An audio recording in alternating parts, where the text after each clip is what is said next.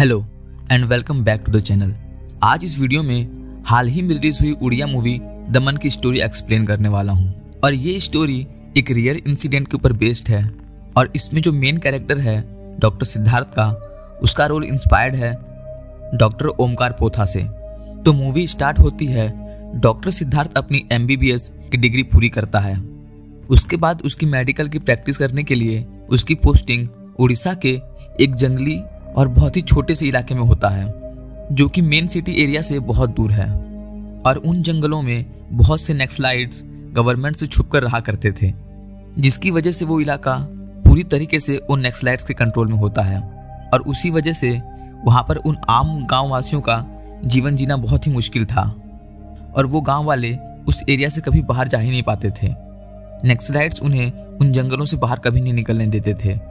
और इन्हीं सब के बीच डॉक्टर सिद्धार्थ की वहाँ पर पोस्टिंग होती है। उसे जो क्लिनिक मिला था वो बहुत बुरी तरह से गंदा था। वहाँ पर पानी और टॉयलेट की कोई सुविधा नहीं थी। वो किसी तरह वहाँ पर एडजस्ट करता है।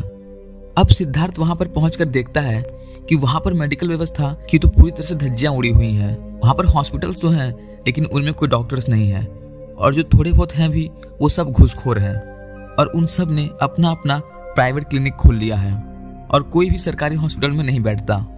और प्राइवेट क्लिनिक होने की वजह से वहाँ के डॉक्टर्स बहुत ही ज़्यादा फीस चार्ज करते हैं, और जो दवाइयाँ सरकार की तरफ से आती हैं गांव वालों में बंटने के लिए, वो उन्हें भी बेच देते हैं।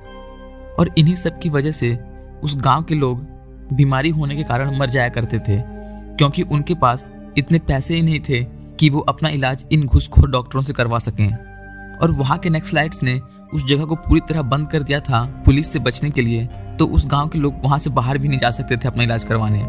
और इसी चीज़ का गलत फायदा वहाँ के डॉक्टर्स उठाया करते थे और उन गांव वालों से मनचाही फीस वसूला करते थे। और इन्हीं सब चक्करों की वजह से वहाँ पर झाड़ फूक का बहुत ही ज़्यादा अंधविश्वास फैला हुआ था। लोग अपनी हर बीमारियों का इलाज करवाने के लिए तांत्रिकों का सहारा लिया करते थे, और उस गाँव में ये धंधा बहुत ही ज़्यादा फैला हुआ था, जिसकी वजह से वहाँ पर बहुत ही ज़्यादा मौतें हुआ करती थी। अब सिद्धार्थ भी वहाँ पर कोई धर्मात्मा बनकर नहीं गया था। वो भी बस अपनी ट्रेनिंग पूरी करके वहाँ से जल्द निकलना चाहता था। वो तो बस इतना चाहता था कि किसी भी तरह उसके सर्टिफिकेट पर गवर्नमेंट की मोहर लग जाए, ताकि बाहर जाकर वो भी अपना एक पर्सनल क्लिनिक खोल सके और पैसे कमाए। लेकिन उस गाँव वालों की हालत देखकर उसे थोड़ा अफसोस तो हुआ करता था, लेकिन वो इन सब चीज़ों पर ज़्यादा ध्यान न देकर बस किसी भी तरह वहाँ से निकलना चाहता था, क्योंकि वो पूरा इलाका नक्सलाइट्स के कब्जे में था और वहाँ पर जान का बहुत ही ज़्यादा खतरा था। लेकिन वो कितना इग्नोर करता और कब तक, क्योंकि वहाँ पर गांव वालों की हालत बहुत ही ज़्यादा खराब थी, जिसको वो देख नहीं पा रहा था। तभी वो वहाँ पर मलेरिया को लेकर फैले अंधविश्वास को देखता है कि कैसे वहाँ के तांत्रिक मलेरिया को एक देवता के श्राप के रूप में फैलाया हुआ है, ताकि वो गाँव वालों को ठग सकें और पैसे कमा सकें। और मलेरिया की वजह से वहाँ पर मरने वालों की संख्या धीरे धीरे बढ़ने लगी, क्योंकि उनके पास कोई इलाज भी नहीं था।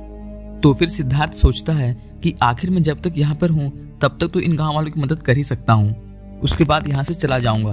फिर वो गाँव वालों को सही दवाइयाँ देने लगता है, उनमें मलेरिया को लेकर अवेयरनेस फैलाता है और इन झाड़ फूंक से दूर रहने को कहता है। और साथ ही साथ उनका टाइम पर चेकअप भी करता है, और जो सरकार से दवाइयाँ आती थी वो भी उन्हें फ्री में प्रोवाइड करवाता है। और जिस चीज़ की वजह से धीरे धीरे उन गाँव वालों की हालत सुधरने लगती है। अब उन्हें एक ऐसा इंसान मिल गया था जो उनकी सही से देखभाल कर रहा था और उन्हें सही दवाइयाँ दे रहा था, और गांव वाले लोग उसे देवता मानने लगे थे। उसने उन गांव वालों के अंदर एक उम्मीद जगा दी थी। वो उन सब गांव वालों का हीरो बन चुका था। लेकिन आखिर कब तक? वो तो जल्द से जल्द यहाँ से निकलना चाहता था, लेकिन कहीं ना कहीं उसे ये काम करने में सुकून सा मिलने लगा था। और वो भी सोचता था कि अगर मैं यहाँ से चला गया तो इन गाँव वालों की उम्मीद टूट जाएगी और फिर से इनकी हालत वैसी ही हो जाएगी। यहाँ के डॉक्टर फिर से इनसे मनचाहा पैसा लेंगे और इनका इलाज नहीं करेंगे। और वो हमेशा इन्हीं ख्यालों में खोया रहता था। वो यहाँ से निकलकर अपनी ज़िंदगी में आगे तो बढ़ना चाहता था, लेकिन उससे इन गाँव वालों की हालत भी देखी नहीं जा रही थी। अब ये सब होने की वजह से डॉक्टर सिद्धार्थ की पॉपुलैरिटी उस इलाके में बढ़ने लगी। दूर दूर के लोग उनसे अपना इलाज करवाने के लिए आने लगे। अब ऐसा होने की वजह से डॉक्टर सिद्धार्थ धीरे धीरे वहाँ के नक्सलाइट्स के नज़र में आने लगे।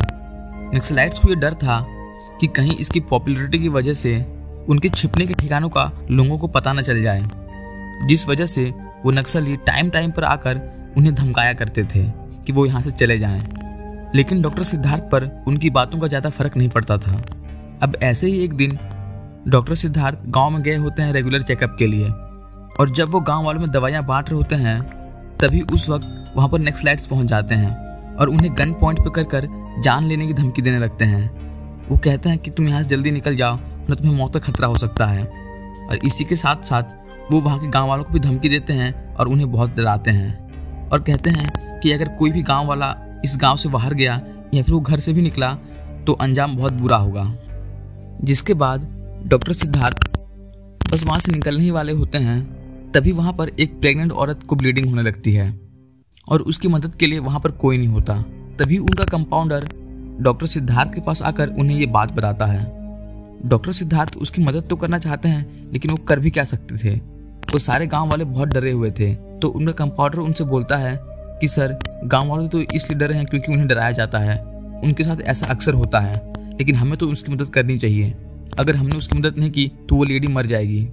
जिसके बाद वो उस लेडी के पास पहुंचते हैं और वो उसको दर्द से तड़पता हुआ देखते हैं, तो उसे देखकर वो बहुत ही ज़्यादा इमोशनल हो जाते हैं। उस औरत की हालत बहुत ही ज़्यादा खराब होती है, उसको किसी भी तरह हॉस्पिटल ले जाना होगा वरना वो मर जाएगी। अब ये देखकर वो उस औरत को हॉस्पिटल ले जाने का सोचते हैं, जिसके लिए वो गांव वालों से मदद मांगने जाते हैं। लेकिन गांव में से कोई भी अपने घर से बाहर नहीं आता, वो सब बहुत ही डरे हुए थे। फिर डॉक्टर सिद्धार्थ खुद ही उस औरत को हॉस्पिटल ले जाने का सोचते हैं, लेकिन नक्सलियों ने वहाँ जो घोड़े बंधे होते थे जिनकी मदद से वहाँ के लोग बाहर जाया करते थे, उन घोड़ों को भी अपने साथ ले गए थे। अब वहाँ गाड़ी तो दूर की बात, वहाँ एक कच्ची सड़क भी नहीं थी जिससे कि लोग बाहर जा सकें, और उस गांव से शहर लगभग 20 किलोमीटर दूर था। और शहर तक पहुंचने के लिए उन्हें घने जंगल जिनमें नक्सली छुपे होते थे और बड़े बड़े पहाड़ और नदियां पार करनी होती हैं। अब कोई मदद न मिलने की वजह से वो 2 लकड़ियों में कपड़ा बांधकर उस औरत को कंधे पर लाद कर खुद ही उन जंगलों और पहाड़ियों से होते हुए शहर की ओर जाने लगते हैं। अब यार, ये पूरा सीन गूज़बम्प्स खड़े कर देने वाला है, और साथ ही साथ ये पूरा सीक्वेंस बहुत ही ज़्यादा इमोशनल है। ये पूरा सीक्वेंस इतना ज़्यादा इम्पैक्टफुल है कि आप खुद को इनके साथ इस जर्नी में महसूस करने लगोगे। आपको लगेगा कि आप भी इन्हीं के साथ सफ़र में जा रहे हो। आपको लगेगा कि आप भी इन्हीं के साथ इस सफ़र में जा रहे हो। जगह जगह पर आने वाली मुश्किलें जैसे जंगल, पहाड़, ये सब भी इनके रास्ते में आती हैं और इन्हें आगे बढ़ने में बहुत कठिनाई होती है। एक जगह पर तो उन्हें एक बड़ी सी नदी पार करनी होती है, लेकिन वो सारे नक्सली नदियों को पार करने वाली बोट्स भी वहाँ से ले गए थे। और ये सीन बहुत ही इमोशनल था क्योंकि वो लोग अपनी सारी उम्मीदें छोड़ चुके थे कि वो इस नदी को पार नहीं कर सकते, लेकिन फिर किसी भी तरह वो लोग उस नदी को पार करते हैं और उस लेडी को हॉस्पिटल तक पहुंचाते हैं और उस औरत की जान बच जाती है। और ये मूवी यहीं ख़त्म हो जाती है। और प्लीज़ चैनल को सब्सक्राइब कर लो क्योंकि किसी भी तरह 100 सब्सक्राइबर्स पूरे करने हैं मुझे। Thanks for watching, bye.